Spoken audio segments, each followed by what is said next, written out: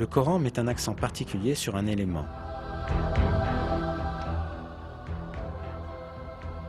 Le fer.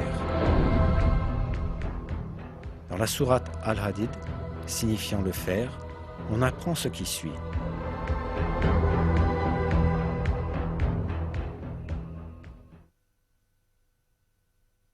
Et nous avons fait descendre le fer dans lequel il y a une force redoutable, aussi bien que des utilités pour les gens.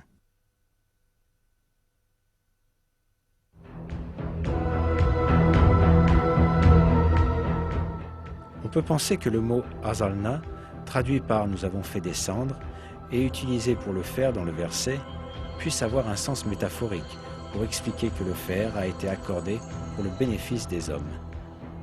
Mais quand on prend en considération la signification littérale du mot, on réalise que ce verset implique un miracle scientifique très significatif.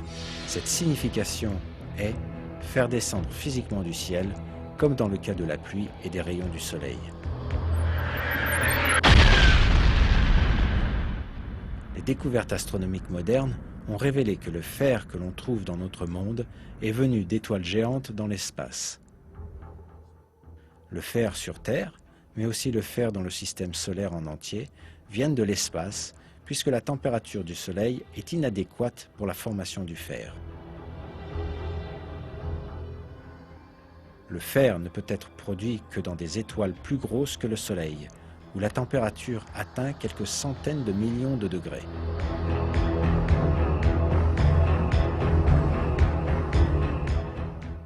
Quand la quantité de fer excède un certain niveau dans une étoile, celle-ci ne peut plus s'en accommoder et elle finit par exploser en ce qu'on appelle une nova ou supernova.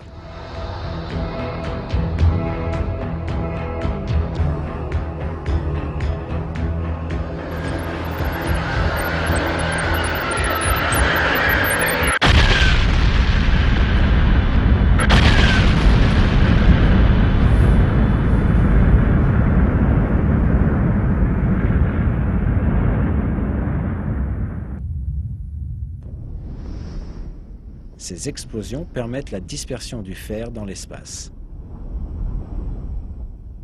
Tout le fer présent sur Terre provient de l'espace lointain grâce à ce mécanisme.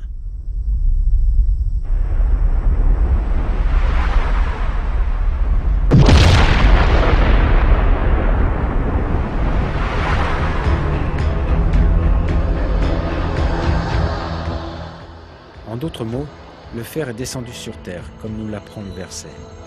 Il est clair que cette information n'a pas pu être établie au 7e siècle, quand le Coran fut révélé.